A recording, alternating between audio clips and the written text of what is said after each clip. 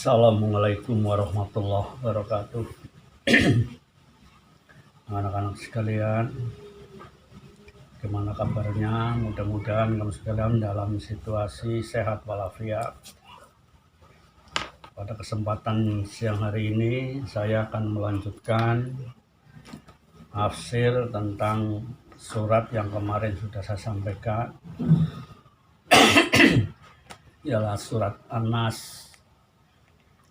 Sudah saya terjemahkan, tinggal penjelasan untuk masing-masing ayat. Karena waktunya memang sangat pendek pada pembelajaran daring ini, jadi apapun yang saya sampaikan itu hanya garis besarnya saja.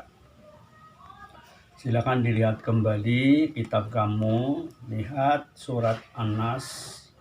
Saya jelaskan. Bismillahirrahmanirrahim. Qul a'udzu birabbin nas, malikin nas, ilahin nas. Katakanlah, aku berlindung kepada Tuhan manusia, raja manusia, sesembahan manusia.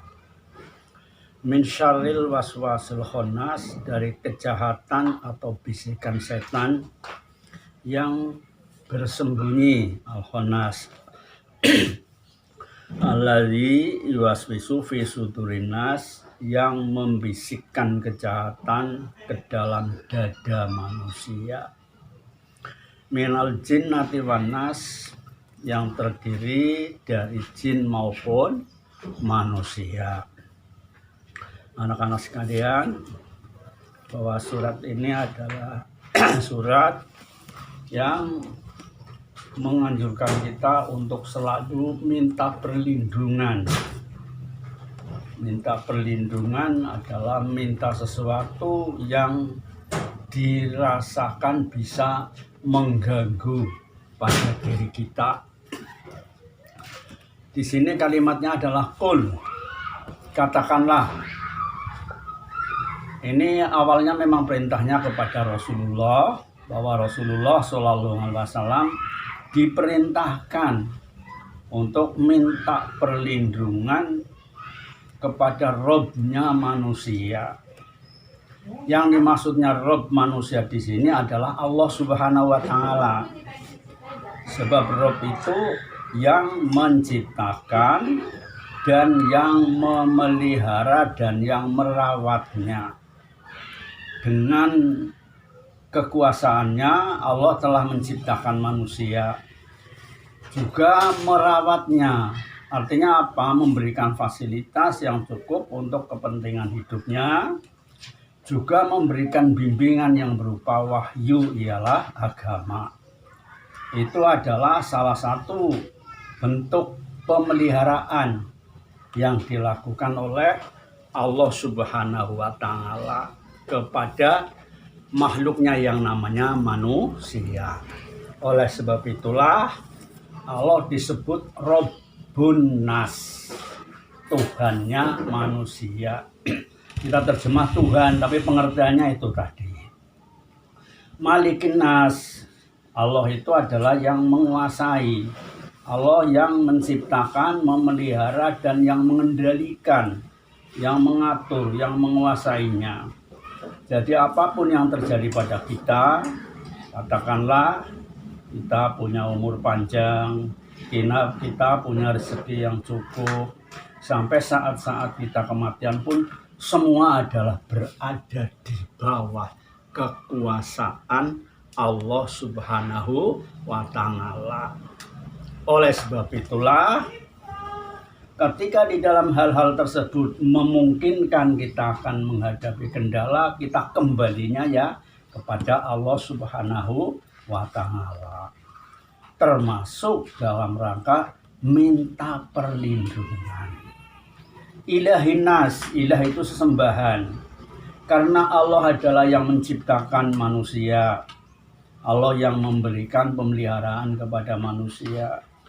Allah yang mengatur segala-galanya demi kebaikan manusia, maka dialah yang sepantasnya, semestinya harus kita jadikan sebagai sesembahan. Jadi ilahin nas ya Allah Subhanahu wa Ta'ala. Jadi alangkah kelirunya kalau kita sebagai manusia sadar betul kita ciptaan Allah, kok kita menjadikan selain Allah sebagai sesembahan. Ini adalah sangat keliru. Misalnya mendatangi tempat-tempat yang dianggap keramat, di sana minta perlindungan, minta pertolongan, minta panjang umur dan sebagainya. Ini adalah bentuk perbuatan yang sangat keliru.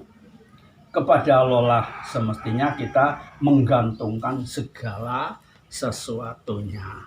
Itulah Allah sebagai ilah. Min syarril waswasil khannas, dari bisikan atau gangguan yang senantiasa bersembunyi. Yang dimaksud di sini adalah godaan setan.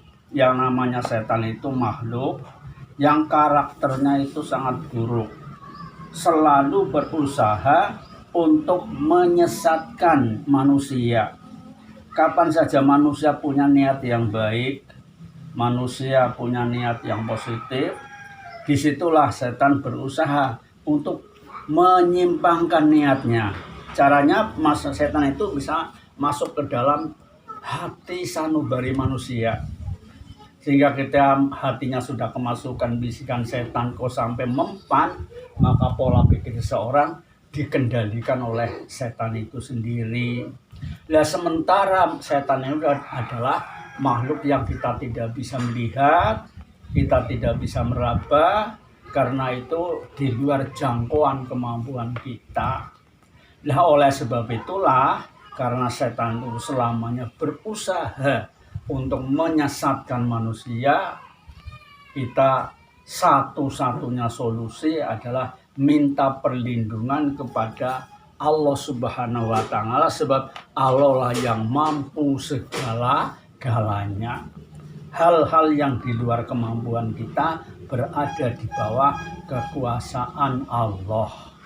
Itulah kita disuruh ke sana, senantiasa minta perlindungan dari gangguan-gangguan dan godaan setan. Karena setan itu bisa mengolah pikiran manusia, bisa masuk ke dalam hati sanubari manusia, sehingga manusia akhirnya bisa dikendalikan oleh setan itu sendiri.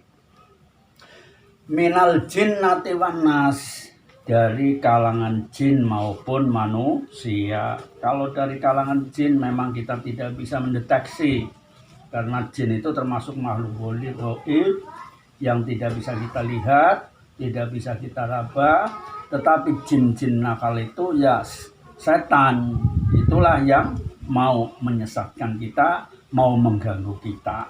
Nah, disinilah Allah memerintahkan lewat nabinya agar kita senantiasa minta perlindungan kepada Allah agar bisa terlepas dari godaan dan gangguan jin. Kemudian setan bisa munculnya adalah dari kalangan manusia. Kalau dari kalangan manusia, manusia itu bisa kita melihat, kita bisa menyaksikan, kita bisa merabanya, karena itu makhluk yang bersifat fisik. Jadi memang ada manusia yang karakternya sangat negatif, tidak suka melihat sesuatu yang hak, sukanya berkecimpung di dalam kebatilan, termasuk menjadi provokator terhadap orang-orang yang melakukan kebenaran.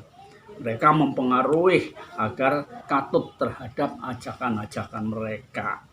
Nah, orang-orang yang semacam itu ketika kita hadapi dengan akal sehat, dengan kebenaran agama, ya insya Allah mereka tidak akan mengganggu kita.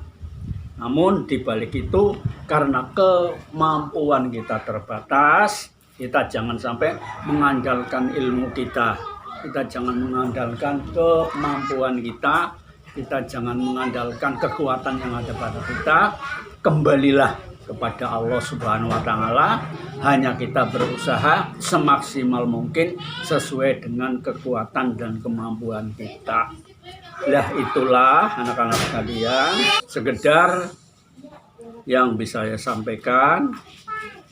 Mudah-mudahan kamu bisa memahami dalam situasi yang semacam ini. Kamu mudah-mudahan bisa menangkap apa yang bisa saya sampaikan. Dan kiranya itu saja anak-anak sekalian yang bisa saya sampaikan, dan mudah-mudahan nanti secepatnya kita bisa bertatap muka secara langsung di dalam ruangan sekolah atau di kamar belajar di madrasah. Saya akhir sekian, akhirul kalam. Wassalamualaikum warahmatullahi wabarakatuh.